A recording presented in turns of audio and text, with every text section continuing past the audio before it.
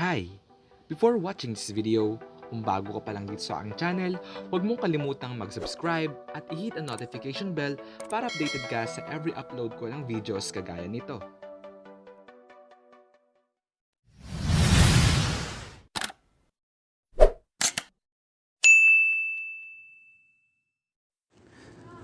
So, for today's video guys is ituturo ko sa inyo kung paano nga ba natin makikita yung others sa ating mga stories or Myday.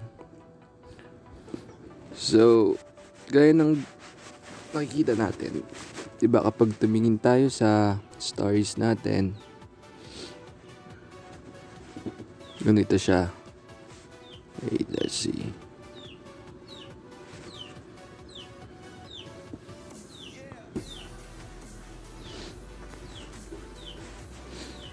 So, halimbawa ito.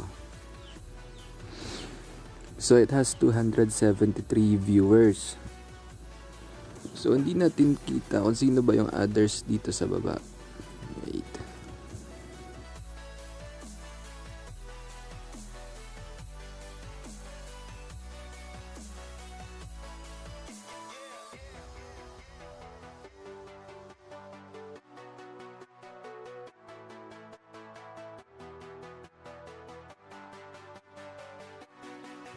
Ayan.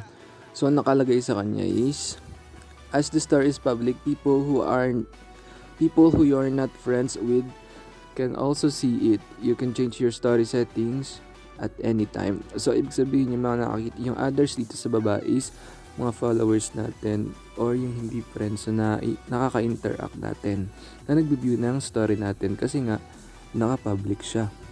So, paano nga ba natin makikita yun? Kung sino sila? So, punta lang tayo sa profile natin.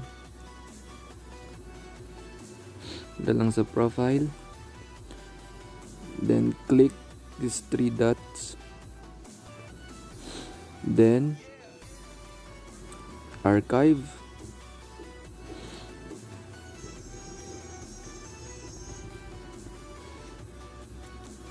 Pag-click nyo ng archive, pinutin nyo itong story archive.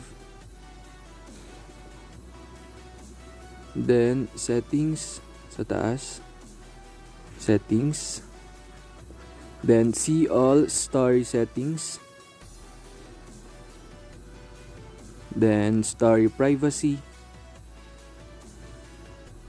Tapos, pindutin nyo itong custom.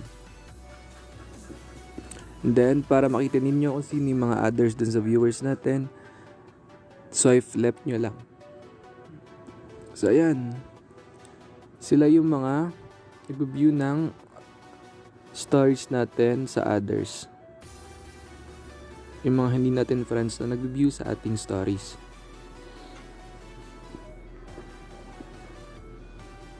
So, that's all for today, guys. And sana may natutunan kayo dito sa video na to.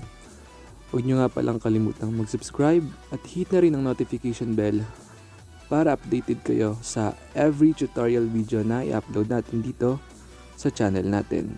Thank you guys. Keep safe. Goodbye.